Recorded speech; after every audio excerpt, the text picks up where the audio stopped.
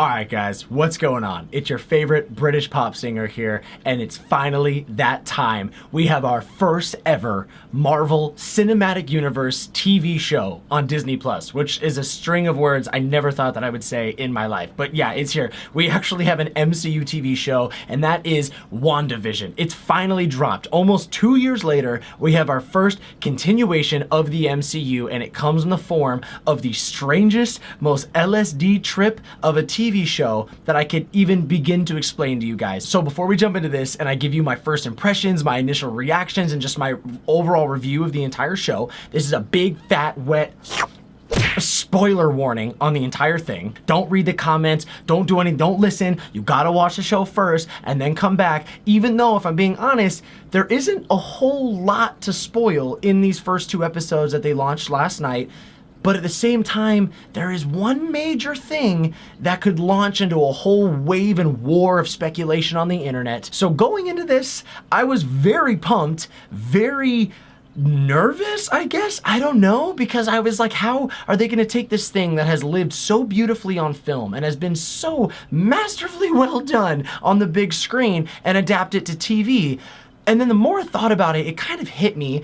And I've said this before, but I've never really spent the time to, sit down and really think. And that is that the entire MCU is literally a TV show just on the big screen, just in theaters. It literally is like a giant TV show with seasons and season finales and reoccurring characters and stuff like that. It really is a giant TV show. So I was like, you know what? If any series is gonna do it, Marvel kind of makes sense than Star Wars ever did, and we saw where Star Wars went, and that's fucking fantastic, so kudos. So I pressed play on the show tonight with my friends that love Marvel just as much as I do, with complete and utter faith in the master Kevin Feige himself and the entire team over at Marvel that they were going to deliver. And I gotta say, off the first 2 episodes, from what I saw tonight, they did, which doesn't sound 100% confident, but that's because there's not a whole lot to go off of. So I want to start with episode 1. So episode 1 takes place entirely in like a 1950s I Love Lucy type sitcom,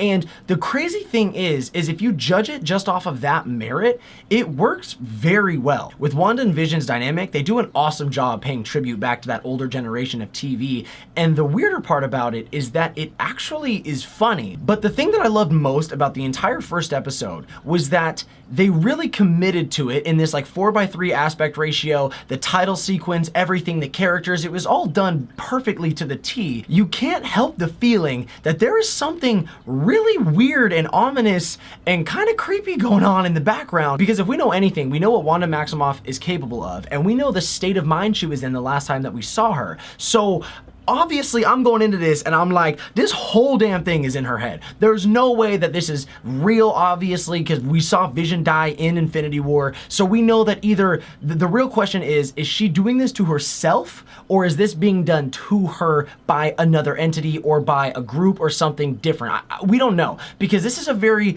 weird kind of jump off point. And I really did think that they were just going to throw us into this with no explanation, no kind of backup, no history or nothing, just kind of start in the sitcom. And that's exactly what they did. This thing starts, and it starts like a 1950s sitcom with Wanda and Vision. Like, no different. It literally just throws you into this weird House of M LSD trip, and I loved that. And they keep dropping little hints throughout it that the characters, meaning Wanda and Vision, they themselves don't even know what the fuck is going on. They don't even remember where they are or what's going on half the time, and Vision seems to be lost more than Wanda is, which is something I'll get to in a second, and he is trying to figure out things like his job. What does he even do at his job? Who are these coworkers? What is this work that he's even doing? And he has questions about the neighborhood. And then it gets to the point where other people in the show start asking them questions like, how long have you guys been married? Where did you guys move from? What did you do before this? Why don't you have any kids? Like, all these questions that a normal married couple at that point in time should have all the answers to, but obviously, because there's some fuck shit going on, they don't know what's going on. Like, there's something weird at play here. And I really enjoyed the dynamic and how it's literally felt like nothing else the MCU CW has ever done until it got to the point with the dinner scene with the boss and the wife, which, by the way, Kitty from that 70s show, are you kidding me? That couldn't have been better casting. I love any time that I get to see her on screen and just her be her, so that was an awesome surprise to see her in the show. But when the boss starts choking on the food, and I know you guys know what scene I'm talking about, and she starts like Matrix glitching and going, stop it, stop honey, stop it. She's saying stop it like to the husband still, but her eyesight just goes entirely to Wanda and she's like, stop it. Like, she's getting so much more aggressive as she's saying it. It's really freaky. Like, it was slight kind of thriller horror vibes for me for a second there, but that's where you really get the first taste of it. Like, okay, whatever's going on right now is glitching and Wanda's getting pulled out of it. And one thing that I noticed, which I think is really big in that scene, is while she's looking at Wanda and like yelling stop it at her, Wanda is getting increasingly scared, and you see the background getting all blurry and shaky, like her own world is kind of getting fuzzy and she's getting pulled out of this illusion. And then she looks over at Vision, and Vision's like looking at her like, what's going on? What are we doing? And then she just looks at Vision, and for a moment it's like you see a window to the real Wanda, and she goes, Vision, help him. And that was like the only time in that episode that I felt like we got into real Wanda. We got to see the actual Wanda Maximoff. And I loved that, because then he immediately gets up and saves him and uses like actual Vision powers and reaches through him.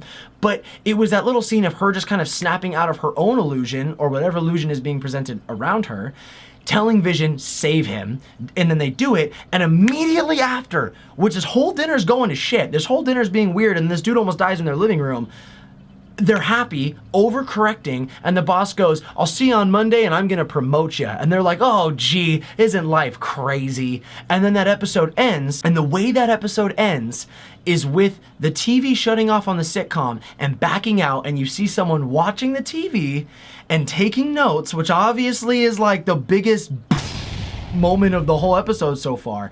But what I want to talk about is what's on that freaking journal when it pans out from the TV screen, and it's the freaking sword symbol. And for all of my nerds out there that know what that means, I know, right? And for anyone who doesn't know what that symbol was that's on that notebook that even appears later in the second episode, that symbol is sword. And what sword is it's like shield, what Nick Fury set up there on Earth, but sword is intergalactic. Sword is like shield for space, and it covers way more than just Earth. And sword plays a huge role in the comics, and we even got a big slap on the face of sword with the post-credit scene of Far From Home after we figure out that Nick Fury is like on this spaceship in space with the Skrulls. And the big speculation there, and I even hate saying speculation because we're all pretty positive that this is what it is Nick Fury was setting up sword. That's what that was kind of pointing to. That's what was nudging us at. And now we're actually seeing the sword symbol, which is crazy. So that means that whatever is going on, whoever's doing it to her, sword is either monitoring it or they are the ones doing it to Wanda.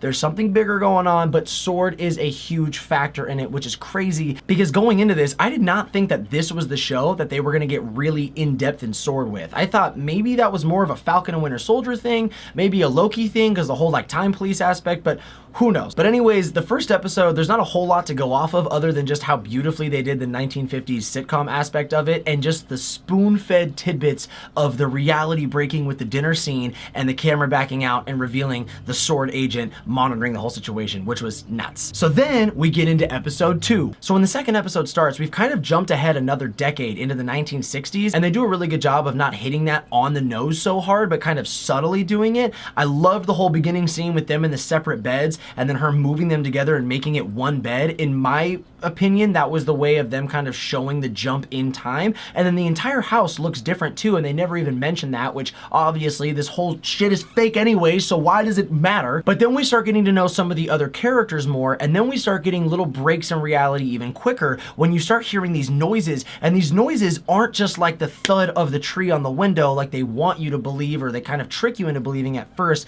These are like warping, bass-heavy whoosh sounds. And so what I think is whatever bubble they're in, whatever reality that Wanda's created or whoever has created it for Wanda, those are moments of that breaking, either things entering or leaving this fake reality or this new real reality. Either way, this bubble of mayhem that they're in, those noises are something going on with the bigger stuff at play. And as the episode goes on, stuff just kind of gets crazier from there because Wanda hears the noise again. She walks outside and there's the red helicopter sitting in the hedge, which I love the use of color, everything being black and white except for the color red. And you can tell with the way Elizabeth Olsen is acting it too, it's breaking her out of whatever reality she's in. It's kind of making her think about actual reality, real life. And when she turns it over, you see the freaking sword symbol again. I'm telling you guys, this is nuts. And it's really setting up phase 4, and it's really going so much deeper than I thought they were going to with this weird LSD sitcom stuff. I keep saying LSD, but let's be real, that's what this whole show is. They just dropped acid in the writer's room and they were like, fuck it, print it, we're filming it. And then Wanda's immediately interrupted by her neighbor and introduced to the other neighbors of the neighborhood, more girls there,